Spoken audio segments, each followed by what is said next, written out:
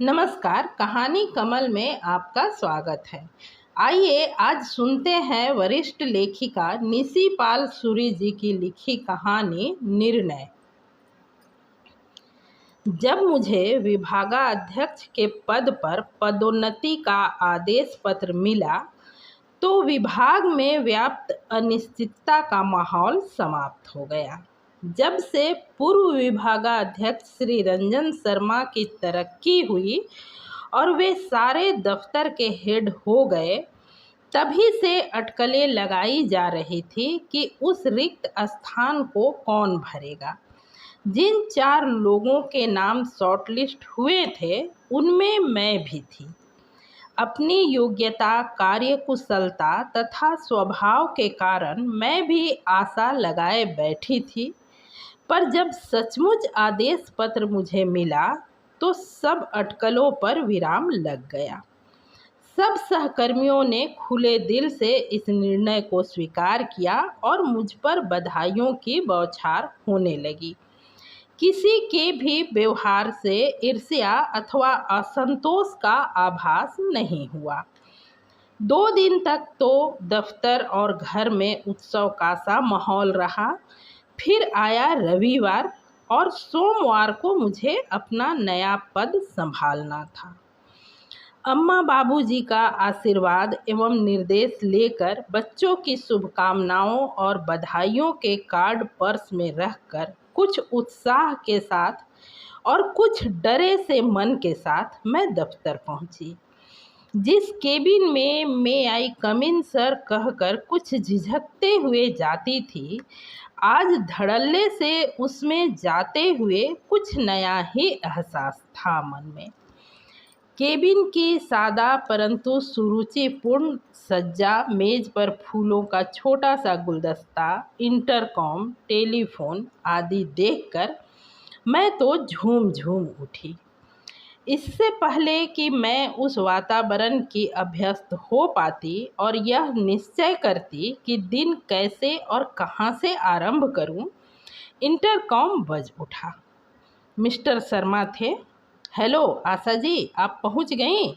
जी sir, नमस्कार। नमस्कार, क्या आप मेरे कमरे में आ सकती हैं? इस प्रश्न रूप में दिए गए आदेश को भला मैं कैसे नकार सकती थी।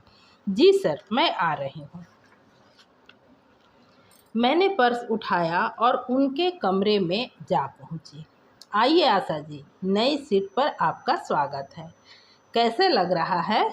जी धन्यवाद, बहुत अच्छा लग रहा है। 2 दिन तो यूं ही निकल गए, अब आज से काम आरंभ करूँगी। आपको क्या क्या काम करने हैं यह तो आपको पता लग ही गया है, पर कुछ कामों को प्राथमिकता देनी होगी। उनकी लिस्ट मैंने तैयार कर दी है, जरा आप इन्हें देख लें और उसी के अनुसार काम आरंभ करें। यह कहते हुए उन्होंने एक लंबी लिस्ट मुझे थमा दी। लिस्ट देखते देखते मेरा सिर घूम गया। प्राथमिकताओं के नाम पर ये तो वही कार्य थे जो उन्हें विभागाध्यक्ष रहते हुए स्वयं देखने और करने थे, परंतु उन्होंने नहीं किए। मेरे स्वभाव और संस्कार ने मुझे कुछ भी कहने से रोक दिया। इससे पहले कि मैं कुछ कहती या जाने की अनुमति मांगती, उन्होंने कुछ कठोर से स्वर में कहा, हाँ आशा जी, ध्यान रहे मुझे अपने कार्यकाल में हर जगह अनुशासन और समय निष्ठता चाहिए। प्रत्येक कर्मचारी को समय पर पहुंचकर अपना काम शुरू कर देना चाहिए। मैं स्तंभित सी हो गई। सारा विभाग अपने काम में लीन है और निश्चित समय से प्रतिदिन आधा घंटा तक देर से आने वाला व्यक्ति समय निष्ठता की बात कर रहा है। इससे पहले कि मैं जरा संभलती, उन्होंने अगला पत्थर मारा। और हाँ आशा जी, आप जरा मिसेज गुप्ता को संभालिए, वे सारे विभाग का अनुशासन खराब कर रही हैं, समझी आप? तो आप इतने दिनों तक क्या झक मारते रहे हैं? मन में उठा यह प्रश्न मैंने गले में ही दबा लिया। साथ ही मिसेज गुप्ता याद आ गई, जो सदा तन्मयता से अपना काम करती ही दिखती हैं। उन्हें कभी किसी ने न तो अपनी सीट से उठकर गपबाजी करते देखा है, ना ही कभी वे कैंटीन वगैरह में दिखाई पड़ती हैं। अपना लंच भी वे कब खा लेती हैं पता ही नहीं चलता। मैं समझ नहीं सकी कि उन्हें कैसे संभालना है। सो कहा, लेकिन सर, अक्सर लेट आती हैं वे, आपने नोट नहीं किया कभी? अब ध्यान दीजिए इस पर और कुछ कीजिए। मेरी बात बीच में काटकर वे बोले, जी अब आप जा सकती हैं, ऑल द बेस्ट। एक बनावटी मुस्कान के साथ बोले वे। धन्यवाद सर, कहकर मैंने अपना पर्स उठाया और वह लिस्ट थामे भारी कदमों से उस कमरे से बाहर आ गई। अपनी कुर्सी पर बैठकर मैंने सबसे पहले एक घूंट में पानी का गिलास खाली कर डाला और दोनों हाथों से सिर पकड़कर कुछ देर बैठी ही रही। प्रकृतिस्थ होकर मैंने सिर को एक झटका दिया और अपना कर्तव्य निश्चित किया। सबसे पहले मुझसे अपेक्षित कार्यों को समझा, फिर शर्मा जी द्वारा दी गई लिस्ट पर नज़र डाली और अपने हिसाब से सब कामों पर चिन्ह लगाया और प्राथमिकता अनुसार एक नई लिस्ट बना डाली। काम की कुछ कुछ रूपरेखा नज़र आने लगी थी। तभी गोविंद कुछ कागजात और पत्र ले आया। सबको देखा, समझा। एक पत्र शर्मा जी की तरफ से भी था, जिस पर अर्जेंट लिखा था। खोलकर पढ़ा तो झल्ला उठी। समय की पाबंदी का हवाला देते हुए मिसेज गुप्ता के केस से सख्ती से निपटने का आदेश था तथा कुछ ऐसी बातों पर ध्यान देने को कहा गया था जो अरसे से विभाग में होती आई थी, परंतु उन पर कोई ध्यान नहीं दिया गया था। समझ नहीं पाई कि आदेश पत्र के नाम पर कौन सी जादू की छड़ी मुझे थमा दी है शर्मा जी ने, कि मैं उनके द्वारा चिर उपेक्षित कामों को आनन फानन में सुलटा लूं। खैर, मैंने अपना ध्यान मिसेज गुप्ता पर केंद्रित करना चाहा। कोई तो सूत्र होना ही चाहिए जिसे पकड़कर आगे बढ़ूं। मैंने उनके बारे में सोचना शुरू किया। गंभीर प्रकृति वाली सुशीला गुप्ता ने कभी किसी को शिकायत का मौका ही नहीं दिया। ना काहू से दोस्ती, ना काहू से बैर की सिद्धांत पर चलने वाली सुशीला को बस अपने काम से काम था। सारा दफ्तर लंच टाइम में हंसी मजाक और गपबाजी में मशगूल होता, तब भी वे अपनी सीट पर बैठी अपने काम में लीन रहती, अपने काम में पूरी तरह परफेक्ट। जब कभी किसी कागज़ या फाइल के बारे में पूछा जाता, वे तुरंत प्रस्तुत कर देती। कभी भी कहीं भी कोई भी काम अधूरा या पेंडिंग नहीं रखती। अक्सर देर से आकर भी वे काम के मामले में सबसे आगे थी। देर से आना यही तो एक कमजोरी थी उनकी, जो परेशान कर रही थी। याद आया, कई बार देखा था उन्हें लेट से दफ्तर आते। लगभग दौड़ती सी अपनी सीट पर पहुंचती और बैठकर कई बार अपने बैग से कुछ निकाल कर खाने लगती। चलो यहीं से शुरू करूं। अगले दिन मैंने हाजिरी का रजिस्टर अपने केबिन में रखवा लिया। बहाना था सुबह सबसे मिलने की मेरी इच्छा। इसका भी कोई खास असर नहीं हुआ। उनका देर से आना बरकरार था। वह लेट होती, मैं प्रश्न भरी दृष्टि से उन्हें देखती, परंतु चुपचाप हस्ताक्षर कर वे बाहर निकल जाती। उनके इस व्यवहार से कुछ खिज सी उठी मैं। मिसेज गुप्ता, एक दिन जब वे जाने लगी तो मैंने कहा, जी मैडम। वे रुक गई। आप फिर आज लेट हैं? जी। उनकी आवाज़ में एक गंभीर सी तटस्थता थी। जरा रजिस्टर तो देखिए, सप्ताह में कितने दिन आप लेट हैं। आपकी सुविधा के लिए मैंने उसमें निशान भी लगा दिए हैं। जी, देखा है। रजिस्टर की ओर देखे बिना ही उन्होंने कहा। यह तो ठीक नहीं। जी, फिर वही तटस्थ सा जवाब। आप समय पर आया करें। मेरा स्वर नम्र था। जी, चाहती तो मैं भी यही हूँ। देखिए, चाहने से ही तो नहीं हो जाएगा, कोशिश करने से ही कुछ हो सकता है। मेरी खिज अब मेरे स्वर में स्पष्ट होने लगी थी। जी, उतना ही संक्षिप्त सा उत्तर। आइंदा ख्याल रखिएगा। जी, ठीक है, जाइए। ऐसे ही 2-3 बार उन्हें मौखिक रूप से समय पर आने को कहा, परंतु उनकी तटस्थता में कोई अंतर नहीं आया और ना ही कार्यकुशलता में। काम में कहीं कोई गलती मैं पकड़ नहीं पाई और देर से आना उन्होंने नहीं छोड़ा। मिसेस गुप्ता के व्यवहार और मिस्टर शर्मा के लगातार दबाव से मेरा धैर्य अब डगमगाने लगा था, पर मैंने आशा का दामन नहीं छोड़ा। आप क्या समझती हैं, क्या मैंने यह प्रयास नहीं किया? एक दिन शर्मा साहब ने कहा। मैं तो उन्हें समझा बुझाकर हार गया। अब मुझे मिस्टर शर्मा उतने निकम्मे नहीं लग रहे थे, परंतु कहूँ तो क्या और करूँ तो क्या। देखिए, अब आप उन्हें एक वार्निंग लेटर दे ही दीजिए, शायद लिखित का असर मौखिक से अधिक हो। उन्होंने सुझाव दिया। मुझे भी यह ठीक लगा और उसी दिन मैंने उनके लिए एक पत्र तैयार कर लिया। शब्द तो अधिक कड़े न थे, परंतु उनका आशय स्पष्ट था कि इस प्रकार देर से आने का प्रभाव उनकी नौकरी पर पड़ सकता है, जबकि इतने अच्छे कर्मचारी को खोना भी घाटे का ही सौदा था।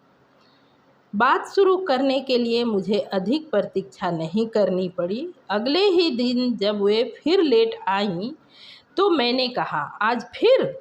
जी, वह संक्षिप्त सा उत्तर सुनकर मैं खिंच सी गई। बैठिए, मैंने कहा। जी, बैठते हुए बोली वे। देखिए, मैंने आपसे पहले भी कहा है कि आप समय का ध्यान रखें। इस तरह लेट आने से तो आप मुश्किल में पड़ सकती हैं। जी, मैं समझती हूँ, लेकिन क्या आपने कभी इसे गंभीरता से लिया ही नहीं? मेरा स्वर खिज भरा था, पर वे बीच में ही बोली। जी नहीं मैडम, मैं बहुत कोशिश करती हूँ, परंतु क्या कोशिश करती हैं आप? इस तरह तो आप इस नौकरी से ही हाथ धो बैठेंगी। चेतावनी सी थी मेरे स्वर में। नहीं मैडम, प्लीज़ ऐसा मत कहिए। मुझको इस नौकरी की बड़ी सख्त ज़रूरत है। उनका तटस्थता का मुखौटा सरक गया और चेहरे पर विवशता और निरीहता के भाव स्पष्ट हो आए। अब बड़ी असमंजस की स्थिति में पड़ गई मैं। नौकरी की आवश्यकता भी है और तब यह रोज़ रोज़ देर से आकर नौकरी को खतरे में डालना। मैडम, मेरे काम में आपको कभी कोई त्रुटि मिली? नहीं। कभी आपने सहकर्मियों को शिकायत का मौका मैंने दिया? नहीं। तो फिर इस देर से आने को इतनी गंभीरता से क्यों लिया जा रहा है? देखिए मिसेस गुप्ता, कभी कभार लेट आना तो चल सकता है, पर आपका तो यह रोज का व्यवहार है। क्या करूं मैडम, बहुत कोशिश करती हूं, पर कुछ न कुछ कारण हो ही जाता है। लेकिन मुझे इस नौकरी की बहुत ज़रूरत है मैडम, प्लीज़। मैं कुछ समझ नहीं पा रही हूँ कि आपकी ऐसी क्या व्यवस्था है। आप घर से ज़रा जल्दी क्यों नहीं निकलती? मैडम, मैं निम्न मध्यम वर्ग के लोगों की जिस बस्ती में रहती हूँ, वह शहर के बाहर है। एक ही बस उधर से आती है। एक बस मिस हो जाए तो दूसरी 1 घंटे के बाद मिलती है। बहुत दौड़ दौड़ कर आने से भी अक्सर पहली बस छूट ही जाती है। घर से निकलकर 1 किलोमीटर चलकर तो बस ठहराव तक पहुंचती हूँ। अगर बस छूट जाए तो अगली बस का इंतज़ार करने के अलावा कोई दूसरा चारा नहीं रहता। क्या सभी इसी तरह आते हैं? मेरे स्वर में कुछ व्यंग भी था। जी, बहुत कम लोग बस से आते हैं, अधिकांश तो पैदल ही आते हैं। और कोई साधन नहीं क्या आने का? कभी कभार कोई ऑटो रिक्शा वाला मिल तो जाता है, परंतु उसका किराया देना मेरी सामर्थ्य से बाहर है। लाचारी उनके स्वर और चेहरे दोनों से टपक रही थी। क्या घर में कोई नहीं जो आपको पहुंचा सके? मुझे अपनी कार और ड्राइवर याद आ गए। उनकी विवशता उनकी आंखें भिगो चुकी थी। सारा घर तो मुझ पर ही आश्रित है। उनके माथे पर टीका और भरी मांग देखकर मैं कुछ समझ नहीं पाई। मेरे पति एक प्राइवेट कंपनी में कार्यरत थे। हम दोनों के वेतन से घर ठीक ठाक चल रहा था। ऐश्वर्य नहीं था तो कोई अभाव भी न था। हम शहर में ही रहते थे, आना जाना ऐसा मुश्किल न था। माँ बाबूजी गांव में रहते थे। एक बेटा है जिसे देखने के लिए एक नौकर भी था। फिर एक रोड एक्सीडेंट में मेरे पति एक टांग गंवा बैठे। कंपनी वालों ने मदद तो क्या करनी थी, नौकरी ही ले ली। आमदनी आधी रह गई तो मजबूरन इस बस्ती से जाना पड़ा। जब पति अपाहिज हो गए तो माँ बाबूजी भी गांव से यहीं आ गए और हमारे साथ ही रहने लगे। तब तो आपको मदद मिलने लगी होंगी। जी कहाँ मैडम, माँ जी का गठिया का दर्द जब तब उभर आता है तो बिस्तर से उठ भी नहीं पाती, और बाबूजी अपने इकलौते बेटे की यह दशा देखकर बाबूजी तो एकदम बिस्तर से लग गए हैं। बेटा अभी छोटा है, नौकर को भी हटा देना पड़ा।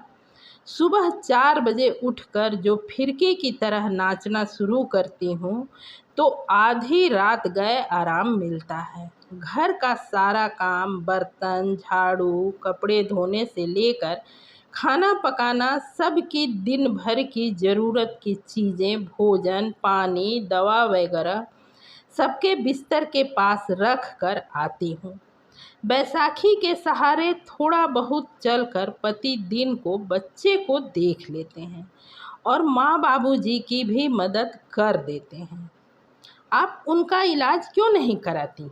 आजकल तो जयपुरी पैर भी लग जाते हैं, मैंने सुझाव दिया। उसके लिए भी तो पैसे चाहिए। जो थोड़ा बहुत जमा था वह उनके इलाज में लग गया। इस वेतन से तो घर का गुजारा बड़ी मुश्किल से चलता है। दफ्तर से निकलती हूँ तो घर का सौदा सुलभ लेकर घर पहुँचने में काफ़ी देर हो जाती है। फिर वही काम का चक्कर, बड़ी मुश्किल से आधी रात को बिस्तर नसीब होता है।